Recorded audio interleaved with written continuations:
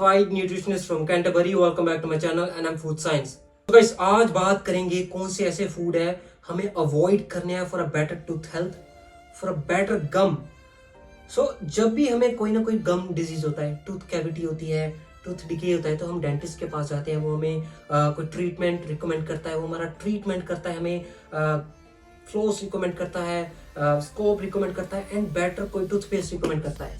But guys वहाँ पे हम उसका रूट कॉज नहीं समझ पाते. एंड रूट कॉज क्या है? कुछ हम ओवरऑल दिन में कुछ ऐसे फूड्स कंज्यूम करते हैं जो हमारे गम के लिए अनहेल्दी है, एंड ऑन अदर हैंड कुछ ऐसे important ingredients, vitamins, minerals avoid करते हैं जो हमारे टूथ के लिए बहुत इंपॉर्टेंट है, हमारी ओवरऑल हेल्थ के लिए इंपॉर्टेंट है. सो गाइस उसको समझने के लिए समझते हैं कि एक्चुअल में टूथ डिके क्या होता है. बाय द वे इसके लिए मैंने काफ़ी डिटेल वीडियो बना रखी है, बट क्विकली बात करते हैं क्यों होता है. गाइस जब भी हम कोई फूड कंज्यूम करते हैं, आइदर वो हमारे डाइजेस्टिव सिस्टम में स्ट्रेट अवे पास ऑन होता है, और कुछ फूड्स ऐसे होते हैं जो हमारे स्ट्रेप्टोकोकस म्यूकस बैक्टीरिया होता है हमारे माउथ में, उनके साथ रिएक्ट करते हैं. And further on after reaction वो हमारे जो टूथ एनामल पे प्लेक फॉर्म करता है. वो एक काइंड ऑफ टेम्परेरी प्लेक होती है जो 2-3 घंटे के स्पैन तक रहे तो इट्स फाइन. एंड नॉर्मली क्या होता है, हमारा जो स्लाइवा होता है उसमें कैल्शियम एंड फॉस्फोरस प्रेजेंट होता है नेचुरली, जो हमें फूड से मिलता है. वो फूड में स्टैकअप, फूड से हमारे स्लाइवा में स्टैकअप होता है. सो वो जो हमारा स्लाइवा होता है उस स्ट्रेप्टोकोकस म्यूकस बैक्टीरिया के कारण जो प्लेक फॉर्म हुई है उसको वॉश आउट करता है. बट अनफॉर्चुनेटली कुछ रीजंस के कारण अगर हमारा स्लाइवा कम हो उस टाइम पे, एंड आइदर जो बैक्टीरिया को वॉश आउट ना कर पाए, अगर बैक्टीरिया की अमाउंट ज़्यादा हो, प्लेक की अमाउंट ज़्यादा हो, अगर हम कुछ फूड की अमाउंट इतनी कंज्यूम कर ले कि हमारी जो प्लेक की अमाउंट ज़्यादा है एंड सलाइवा उसको वॉश आउट नहीं कर पाए, तो फर्दर डाउन द रोड वो कैविटी होती है. इनिशियली वो एक काइंड ऑफ टेम्परेरी कैविटी होती है. जब हम नॉर्मली ब्रश करते हैं या टूथ क्लीनिंग करते हैं तो वो अगेन सॉर्ट आउट हो जाती है. बट गाइस अगर हम कुछ काइंड ऑफ पीरियड, कुछ 3 दिन, हफ्ता, 10 दिन तक अगर हम बैक टू बैक काफ़ी ज़्यादा कंज्यूम करेंगे वो फूड्स जो हमारे टूथ के लिए अनहेल्दी है, and at the same time अगर हम अपने टीथ का क्लीनिंग प्रॉपरली नहीं करेंगे उस पर्टिकुलर 10-15 दिन में, तो हमारे फर्दर ऑन टार्टर के चांसेस बढ़ जाते हैं. नाउ टार्टर क्या है? टार्टर एक kind of temporary gum disease है जिसको नॉर्मली हमारा जो इम्यून सिस्टम होता है वो किल करता है. बट नाउ जब वो किल करता है तो अगेन वहाँ पे कुछ जो वो वेस्ट मटेरियल रह जाते हैं, एंड फर्दर उन वो जिंजिटिव्स प्रोड्यूस करता है. जिंजिटिव्स गाइस क्या है? जिंजिटिव्स एक गम डिजीज है.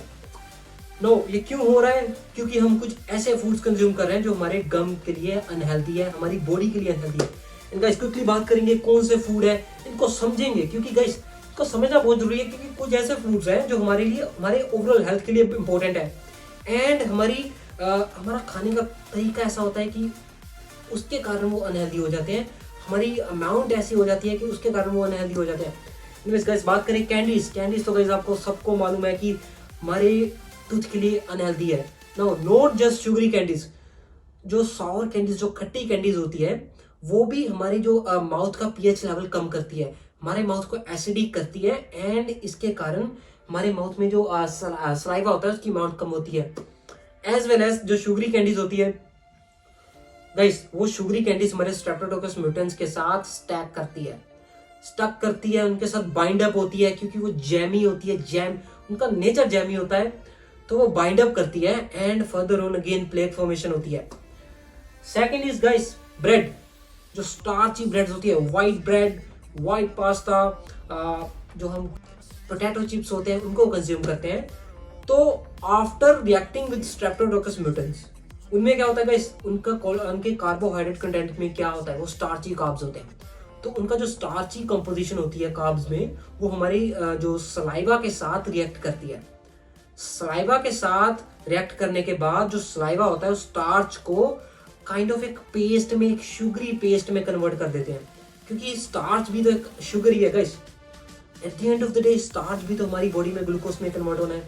तो अनफॉर्चुनेटली जो स्टार्ची फूड्स होते हैं उनका कुछ हिस्सा हमारे सलाइवा के साथ रिएक्ट होता है, एंड फर्दर ऑन वो सलाइवा उसको शुगरी पेस्ट में कन्वर्ट करता है, एंड शुगरी पेस्ट अगेन हमारे स्ट्रेप्टोकोकस म्यूटेंस के साथ रिएक्ट करती है, एंड अगेन प्लेक फॉर्मेशन होती है. सो गाइस इसके लिए टिप क्या है, अगर आप कोई स्टार्ची फूड कंज्यूम करते हैं तो मेक श्योर कि आप उसके साथ इनफ फ्लूइड लें, इनफ वाटर कंज्यूम करें। एंड अगर आप कोई आपका स्टार्ची फूड शुगरी है तो आप ट्राई करें कि उनको कॉम्प्लेक्स कार्ब्स के साथ कंज्यूम करें। कॉम्प्लेक्स कार्ब्स क्या है यहाँ पे guys? Whole wheat roti, whole wheat bread, brown bread.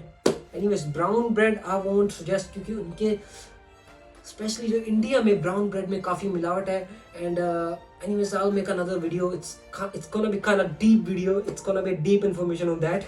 anyways बात करें इसके अलावा क्या है, अल्कोहल। गाइस अल्कोहल, जब भी हम अल्कोहल कंज्यूम करते हैं तो हमारे माउथ का पीएच लेवल कम होता है, हमारा माउथ एसिडिक होता है।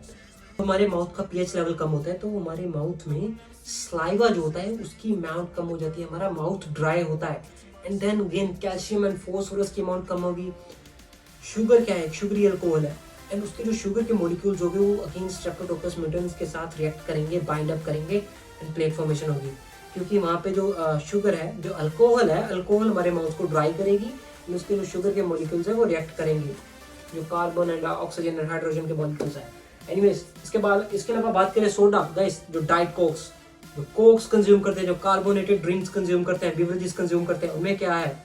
एक तो उनमें शुगर है, शुगर अगेन स्ट्रेप्टोकोकस के साथ रिएक्ट करेगी एंड प्लेक फॉर्मेशन करेगी। सेकेंडली शुगर एक साउरी ड्रिंक होती है, इसमें काइंड ऑफ इसका पीएच लेवल काफ़ी कम होता है, एसिडिक होते हैं के कारण ये अगेन हमारे माउथ में जो फर्स्टली हमारे माउथ को ड्राई करेगी। माउथ ड्राई होगा तो स्लाइवा की कमी होगी, कैल्शियम फॉस्फोरस की कमी होगी एंड उसको फिगर आउट नहीं कर पाएंगे। सेकेंडली हमारे इनेमल्स को इरोड करती है, इनेमल्स को ब्रेक डाउन, क्रैक डालती है हमारे इनेमल्स पे। एंड जब हमारी इनेमल्स पे क्रैक डाउन करती है, इनेमल्स को क्रैक करती है एंड फर्दर ऑन हमारा ओवरऑल टूथ डिके होता है। इसके अलावा आइस क्यूब्स, जो हम आइस क्यूब्स कंज्यूम करते हैं। So guys American heart association ने एक रिसेंटली स्टडी की थी जिसमें उन्होंने ये देखा कि जो हम आइस क्यूब्स कंज्यूम करते हैं वो हमारे इनेमल्स को क्रैक डाउन करती है, उन पे काफ़ी बुरा इफेक्ट डालती है। तो रिकमेंडेशन यहाँ पे ये है कि अगर आप ऑलरेडी किसी तरह की टूथ हेल्थ से सफ़र कर रहे हैं, टूथ डिके से सफ़र कर रहे हैं, या कोई भी टूथ रिलेटेड प्रॉब्लम है, तो मेक श्योर कि आप आइस क्यूब्स ना कंज्यूम करें, क्योंकि हमारे दांतों को इरोड करेगी, as per recent study done by American Dental Association. And उसकी जगह आप ठंडा पानी पिए, उसका कोई भी आपकी बॉडी पे, कोई भी आपके डेंटल हेल्थ पे कोई भी बुरा इफेक्ट नहीं होगा। इसके अलावा citrus food. So guys citrus foods क्या है? सिट्रस फूड होते हैं विटामिन सी रिच फूड्स, जो हमारे इम्यून सिस्टम के लिए इंपॉर्टेंट है, जो एक ग्रेट एंटीऑक्सीडेंट है। नाउ जब हम सिट्रस फूड को काफ़ी ज़्यादा अमाउंट में कंज्यूम करते हैं तो वो हमारे माउथ का पीएच लेवल कम करते हैं एंड हमारा माउथ ड्राई होता है एंड टूथ इरोजन के, एनामल इरोजन के, इरोड होने के चांसेस बढ़ जाते हैं।